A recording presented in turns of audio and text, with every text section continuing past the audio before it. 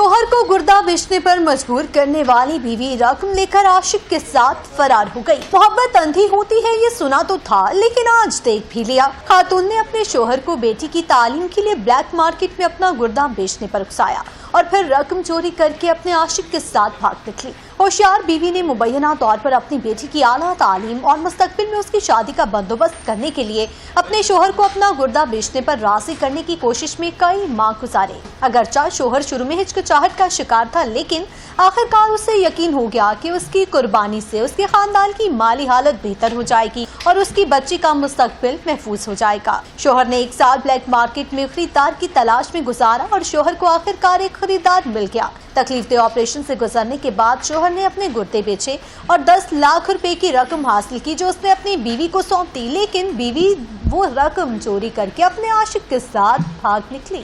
शोहर को गुर्दा बेचने पर मजबूर करने वाली बीवी रकम लेकर आशिक के साथ फरार हो गई। मोहब्बत अंधी होती है ये सुना तो था, लेकिन आज देख भी लिया। खातून ने अपने शोहर को बेटी की तालीम के लिए ब्लैक मार्केट में अपना गुर्दा बेचने पर उकसाया और फिर रकम चोरी करके अपने आशिक के साथ भाग निकली। होशियार बीवी ने मुबैना तौर पर अपनी बेटी की आला तालीम और मुस्तकबिल में उसकी शादी का बंदोबस्त करने के लिए अपने शोहर को अपना गुर्दा बेचने पर राजी करने की कोशिश में कई माह गुजारे। अगरचा शोहर शुरू में हिचकिचाहट का शिकार था, लेकिन आखिरकार उसे यकीन हो गया कि उसकी कुर्बानी से उसके खानदान की माली हालत बेहतर हो जाएगी और उसकी बच्ची का मुस्तकबिल महफूज हो जाएगा। शोहर ने 1 साल ब्लैक मार्केट में खरीदार की तलाश में गुजारा और शोहर को आखिरकार एक खरीदार मिल गया। तकलीफ दे ऑपरेशन से गुजरने के बाद शोहर ने अपने गुर्दे बेचे और 10 लाख रुपए की रकम हासिल की, जो उसने अपनी बीवी को सौंप दी। लेकिन बीवी वो रकम चोरी करके अपने आशिक के साथ भाग निकली।